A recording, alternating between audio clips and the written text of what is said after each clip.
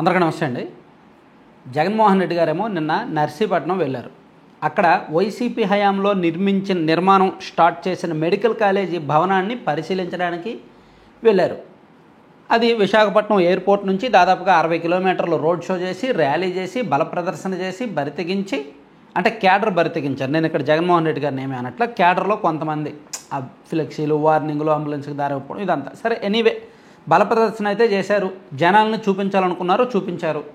So దీనిలో YCP సాధించింది ఏంటో తెలియదు కానీ ఓవరాల్గా నర్సీపట్నం మెడికల్ కాలేజీ దగ్గర జగన్మోహన్ రెడ్డి గారు కొన్ని కీలకమైన కామెంట్స్ చేశారు.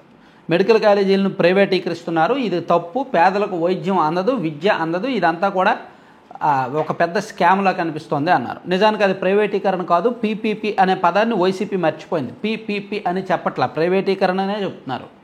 సో ఇక్కడ జగన్మోహన్ రెడ్డి గారు చాలా క్లారిటీగా ఉన్నారు. మెడికల్ కాలేజీలు పీపీపీ విషయంలో సాధ్యమైనంత ఎక్కువగా జనంలోకి తీసుకువెళ్ళడానికి, సాధ్యమైనంత ఎక్కువగా ప్రభుత్వానికి వ్యతిరేకంగా జనాన్ని మోటివేట్ చేయడానికి, తన రాజకీయ ప్రయోజనాలకు ఈ అంశాన్ని ఆయుధంగా వాడుకోవడానికి జగన్మోహన్ రెడ్డి గారు శాయశక్తిలో ప్రయత్నిస్తున్నారని అర్థమైంది.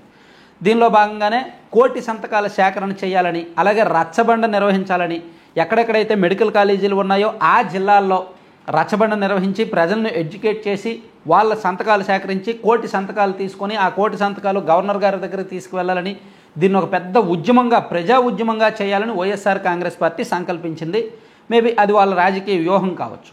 సరిగ్గా ఇదే టైంలో మంత్రి సత్యకుమార్ గారు, వైద్యారోగ్య శాఖ మంత్రి సత్యకుమార్ గారు ఒక బాంబు పేల్చారు. మేబీ ఇది నిజమో కాదో తెలియదు. తెలుగుదేశం పార్టీ రివర్స్ వ్యూహమేమో, కూటమి వాళ్ళ రివర్స్ వ్యూహంలో భాగం అనుకోవచ్చు.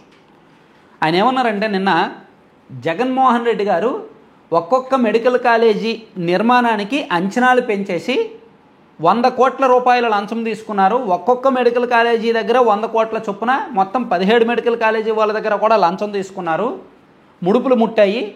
సో వాళ్ళు ఇప్పుడు ఈ మెడికల్ కాలేజీ నిర్మాణాన్ని మేము పీపీపీకి ఇచ్చేస్తుండటంతో పాత గుత్తేదారులకి కాంట్రాక్ట్ రద్దు అవుద్ది కదా. సో ఆ గుత్తేదారులు అందరూ కూడా జగన్మోహన్ రెడ్డి గారి మీద ప్రెజర్ పెడుతున్నారు, మా డబ్బులు మాకు ఇచ్చేయండి, వెనక్కి ఇచ్చేయండి అని ప్రెజర్ పెడుతున్నారు. సో దాని నుంచి తప్పించుకోవడానికి గవర్నమెంట్ మీద ఆయన ఇలా దుష్ప్రచారం చేస్తున్నారు, ప్రజలను ఇలా రెచ్చగొడుతున్నారు అని సత్యకుమార్ గారు నిన్న కామెంట్స్ చేశారు. ఇవి వ్యాలిడా, ఇన్వాలిడా, నమ్మొచ్చా లేదా అనే కంటే వ్యూహం అనుకోవచ్చు.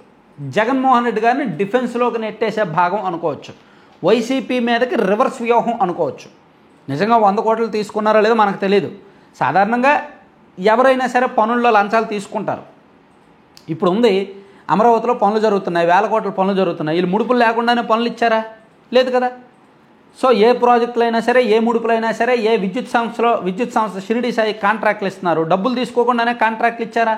లంచాలు తీసుకోకుండానే ఇచ్చారా? లేదు కదా, డబ్బులు తీసుకునేగా ఇస్తారు. అలాగే మేబీ వైసీపీ హయాంలో కూడా లంచాలు తీసుకొని ఇస్తే ఉండొచ్చు కాక, అది జగన్మోహన్ రెడ్డి గారికి సంబంధం లేదో మనకు తెలియదు. కానీ ఆ ఆరోపణ చేయడం ద్వారా కూటమి ఒక స్ట్రాటజిక్గా ఒక వ్యూహం పన్నింది. ఆ వ్యూహం ఏంటంటే, ఆయన వాళ్ళ దగ్గర డబ్బులు తీసుకున్నాడు 100 కోట్ల చొప్పున, ఆ 100 కోట్లు తిరిగి ఇవ్వాల్సి వచ్చింది కాబట్టి ఆయన అలా మాట్లాడుతున్నాడు. నిజానికి అది జనాలకు అంత ఉపయోగం కాదు, మేము తీసుకొచ్చే పీపీపీ మాత్రమే జనాలకు బాగా ఉపయోగకరమైనది అనే వాదన తెర మీదకి తీసుకురావడానికి, వైసీపీని డిఫెన్స్లోకి నెట్టేయడానికి సరైన టైంలో మంత్రి గారు ఒక బాంబు పేల్చారనమాట. సో ఇది ఒక రకంగా కొంచెం వైసీపీకి ఇబ్బందికరమే. మేబీ జనం నమ్ముతారో లేదో నాకైతే తెలియదు. సాధారణంగా జగన్మోహన్ రెడ్డి గారి మీద ఒక ముద్ర ఉంది, అవినీతి పరుడని. గతంలో అనేక అవినీతి కేసుల్లో ఆయన జైలుకి వెళ్ళి వచ్చారు కాబట్టి, ప్లస్ సిబిఐ ఈడీ కేసులు కూడా ఉన్నాయి కాబట్టి మేబీ ఆయన లంచం తీసుకునే ఉంటాడులే, ఆయన అటువంటి వాడే అని జనం నమ్మినా ఆశ్చర్యపోకల. అయితే ఒకటి మాత్రం నిజం, ఇటువంటి అవినీతి వ్యవహారాలు జనం పెద్దగా సీరియస్గా డిస్కస్ చేయరు అండ్ పట్టించుకోరు కూడా. ప్లస్ ఇది అన్సీజనం. కానీ వాళ్ళ కౌంటర్కు, వాళ్ళ వాదనకు వీళ్ళ కౌంటర్ కరెక్ట్గా మ్యాచ్ అయింది. వాళ్ళేమో ఇప్పుడు ఎవరైతే గుత్తేదారులు ఉన్నారో వాళ్ళ చేత నిర్మించాలి, ప్రభుత్వమే నిర్మించాలి అంటారు. వీళ్ళేమో మేము ప్రైవేటు వ్యక్తులకి ఇచ్చేస్తాము, పీపీపీకి ఇస్తాము అంటారు. సో అందుకని వాళ్ళు తీసుకొచ్చిన వాదన, వాళ్ళు ఎందుకంటే అదే గుత్తేదారులను కొనసాగించమంటున్నారు, వాళ్ళ దగ్గర డబ్బులు తీసుకొని డబ్బులు తినేశారు కాబట్టి కాంట్రాక్ట్ రద్దు అయితే ఆ డబ్బులు వెనక్కి ఇవ్వాల్సి వస్తుంది కాబట్టి వాళ్ళు అలా వాదన తీసుకొస్తున్నారని వీళ్ళు చెప్తున్నారు. అది మ్యాచ్ అయింది, సెట్ అయింది అనమాట. దాంతో ఒక రకంగా వైసీపీ డిఫెన్స్లో పడింది. సో దీని మీద రివర్స్గా ఏమంటారనేది చూడాలి. Thank you.